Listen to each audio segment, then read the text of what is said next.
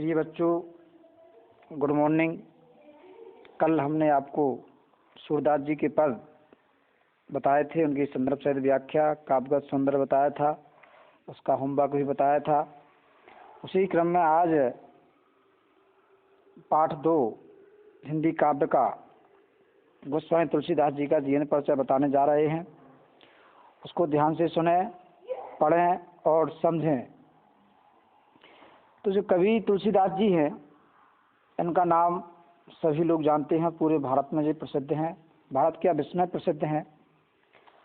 और ये तुलसी हिंदी साहित्य के जगमगाते नक्षत्र माने जाते हैं।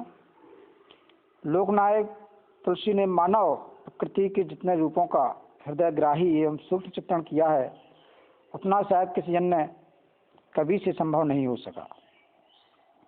इन्होंने अपनी अद्भुत काव्य प्रतिभा से हिंदी काव्य को अपूर्व गौरव और अमरत्व प्रदान किया है।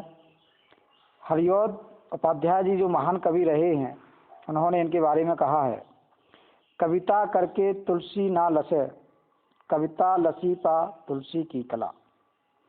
तो ये एक महान शब्द जो हैं, इन महान कवि के बारे में कहे गए हैं। अब जो तुलसीदास जी हैं, जो राम भक्ति शाखा के प्रतिनिधि कवि माने जाते हैं।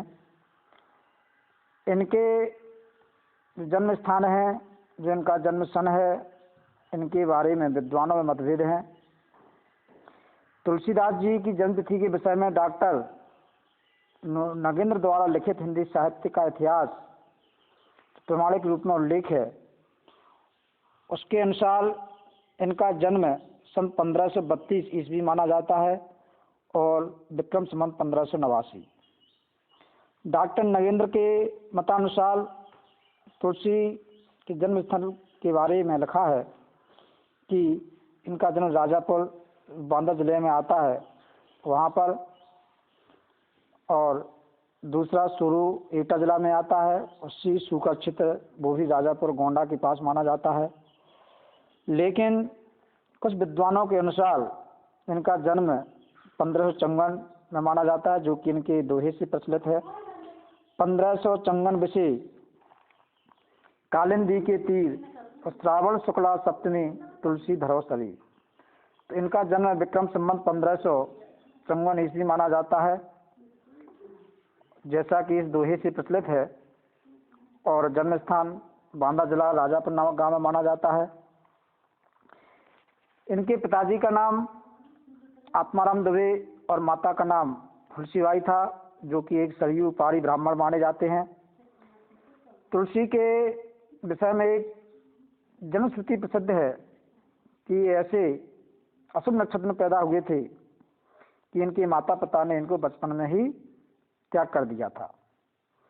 इनके बचपन का नाम राम बोला था, क्योंकि जब ये पैदा हुए तो माना जाता है कि ये राम कहते हुए पैदा हुए, और इनके मुख में दांत है जो कि अशुभ माने जाते हैं। तो जब इनका त्याग कर दिया गया तो इनका लालन पालन बाबा नरहरिदास जी ने किया। राम की कथा तुलसी ने उन्हीं से सुनी, किससे? बाबा नरहरिदास से। अब उसके बाद तुलसीदास जी का विवाह पंडित दीनबंधु पाठक की सुंदर कन्या विदुषी पुत्री रत्नावली के साथ हुआ। ऐसा प्रसिद्ध है कि तुलसी अपनी पत्नी रत्नावली जी से बहुत प्रेम करते थे और वे उनसे दूर नहीं होना चाहते थे। ऐसी आसक्ति को देख करके रत्नावली ने उनको फटकारते हुए कहा, जब वो रात्रि में ससुराल चले गए थे पत्नी के पास, तो उन्होंने कहा था, लाज न आवत आपको डोरे आयुष हाथ साफ, धिक धिक ऐसे प्रेम को कहा कहो मैं नाथ, अस्थि चर्म मम देह मम तामे ऐसी प्रीत, जो कहूँ होती राम में होत ना तो भावभीत। अब उसके बारे में जब जैसी पत्नी ने उनको फटकारा तो इनको विरक्ति हो गई, विरक्त हो गए, और उन्होंने उसी समय सांसारिक माया मोह से संन्यास ले लिया और उनके हृदय में श्री राम के प्रति भक्ति भाव जागृत हो उठा। तुलसीदास जी ने कई तीर्थों का भ्रमण किया और वे राम के अनन्य भक्त बन गए। कहा जाता है कि 1574 ईस्वी में इन्होंने अपने सर्वश्रेष्ठ महाकाव्य रामचरितमानस की रचना की तथा मानव जीवन के सभी उच्चादर्शों का समावेश करके इन्होंने राम को मर्यादा पुरुषोत्तम बना दिया। और सन 1623 ईस्वी में इनका काशी में निधन हो गया और विक्रम संवत 1680, सन 1623 और विक्रम संवत 1680। इनके मृत्यु के बारे में भी दोहा है एक कि संवत 1680 80 गंग के तीर और श्रावण शुक्ला श्रावण कृष्णा तीज शनि तुलसी तजो शरीर। साहित्यिक परिचय। तुलसीदास जी एक महान लोकनायक और श्री राम के महान भक्त थे। इनके द्वारा रचित रामचरितमानस संपूर्ण देश में ही नहीं बल्कि संपूर्ण विश्व साहित्य के अद्भुत ग्रंथों में से एक माना जाता है और यह एक अद्वितीय ग्रंथ है। वे युग युग तक मानव समाज का पथ प्रशस्त करते रहेंगे। तुलसीदास जी ने सगुण निर्गुण ज्ञान भक्ति शैव वैष्णव और विभिन्न मतों एवं संप्रदायों में समन्वय के उद्देश्य से अत्यंत प्रभावपूर्ण भावों की अभिव्यक्ति की। अब उनकी कृतियां महाकवि तुलसीदास जी ने कई ग्रंथों की रचना की। माना जाता है कि उन्होंने मुख्य 12 ग्रंथों की रचना की। इनके द्वारा रचित महाकाव्य जो रामचरितमानस है वो संपूर्ण विश्व में अद्भुत ग्रंथों में से एक है। इनकी रचनाएं मुख्य इस प्रकार हैं। रामलला नैषु। गोस्वामी तुलसीदास ने लोकगीत की सोहल शैली में इस ग्रंथ की रचना की थी और इनकी यह प्रारंभिक रचना थी रामलला नैषु। वैराग्य संदीपनी। इसके 3 भाग हैं।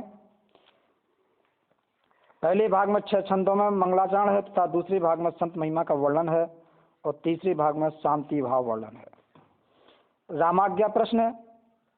यह ग्रंथ 7 सर्गों में विभाजित है जिसमें शुभ अशुभ शकुनों का वर्णन किया गया है। शुभ अशुभ क्या होता है उसके बारे में बताया गया है और इसमें राम कथा का भी वर्णन किया गया है।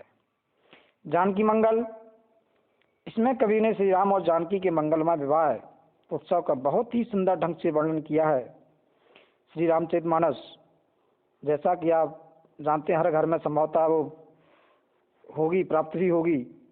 तो ये रामचरितमानस पूरे विश्व में प्रसिद्ध ग्रंथ में मर्यादा पुरुषोत्तम श्री राम के संपूर्ण जीवन के चरित्र का वर्णन किया गया है जिसका पाठ हर घर में लगभग होता है। पार्वती मंगल। यह एक मंगल काव्य है। इसमें पूर्वी अवधि में शिव पार्वती के विवाह का वर्णन किया गया है और गेय पद होने के कारण इसमें संगीतात्मकता का भी गुण विद्यमान है। अगली रचना आती है इनकी गीतावली। इसमें 230 पद संकलित हैं जिसमें श्री राम के चरित्र का वर्णन किया गया है। कथानक के आधार पर ये पद 7 कांडों में विभाजित है जिस प्रकार से रामचरितमानस है। विनय पत्रिका। इसका विषय भगवान श्री राम को कलयुग के विरुद्ध प्रार्थना पत्र देना होता है। इसमें तुलसी भक्त और दार्शनिक कवि के रूप में प्रतीत होते हैं। इसमें तुलसीदास की भक्ति भावना की पराकाष्ठा देखने को मिलती है। श्री कृष्ण गीतावली। इसमें 61 पद लिखे हुए हैं। इसमें ब्रजभाषा में श्री कृष्ण के मनोहारी रूप का वर्णन भी इन्होंने किया कृष्ण गीतावली में। बरवे रामायण। यह तुलसीदास की स्फुट रचना है। इसमें श्री राम कथा संक्षिप्त में वर्णित है। बरवे छंद में वर्णित इस लघु काव्य में अवधि भाषा का प्रयोग किया गया है। दोहावली। इस संग्रह ग्रंथ में कवि की सूक्ति शैली के दर्शन होते हैं। इसमें दोहा शैली में नीति भक्ति और राम महिमा का वर्णन है। कवितावली। इस कृति में कवित्व और सवैया शैली में राम कथा का वर्णन किया गया है। यह ब्रज भाषा में रचित श्रेष्ठ मुक्तक काव्य है। जो भाषा शैली है तो तुलसीदास जी ने अवधी तथा ब्रज दोनों भाषाओं में अपनी रचनाओं को लिखा है। श्री रामचरितमानस अवधी भाषा में है और जो कवितावली ये गीतावली विनय पत्रिका है और अन्य रचनाओं में इन्होंने ब्रज भाषा का प्रयोग किया है। श्री रामचरितमानस में प्रबंध शैली, विनय पत्रिका में मुक्तक शैली और दोहावली में साखी शैली का प्रयोग किया गया है। तुलसीदास जी ने अपने काव्य में तत्कालीन सभी काव्य शैलियों का प्रयोग किया है, चाहे वो दोहा हो, चौपाई हो, कवित्व हो, सवैया हो, पद हो और भी अन्य काव्य शैलियों में कवि ने काव्य रचना की है। सभी अलंकारों का प्रयोग इनकी रचनाओं में मिलता है, जिससे कि इनकी रचनाओं को अत्यंत प्रभाव उत्पादक बना दिया है। गोस्वामी तुलसीदास का जो साहित्य में स्थान है तो वो एक सर्वश्रेष्ठ कवि हैं। इन्हें समाज का पथ प्रदर्शक कवि कहा जाता है। इनके द्वारा हिंदी कविता की सर्वतोन्मुखी उन्नति हुई। मानव प्रकृति के जितने रूपों का सजीव वर्णन तुलसीदास जी ने किया है, अपना शायद अन्य किसी कवि ने नहीं किया है। तुलसीदास जी को मानव जीवन का सफल पारखी कहा जाता है। वास्तव में तुलसीदास जी हिंदी के अमर कवि हैं, जो युगों युगों तक हमारे बीच जीवित रहेंगे। इसी के साथ ही ये तुलसीदास जी का जीवन परिचय पूरा होता है और आप इस जीवन परिचय को अपनी नोट्स कापी में नोट कर लेंगे, लिख लेंगे और आगे वाली ऑडियो में हम आपको होमवर्क दे रहे हैं, जिसको आप नोट करते हैं और हमको चेक करा लें।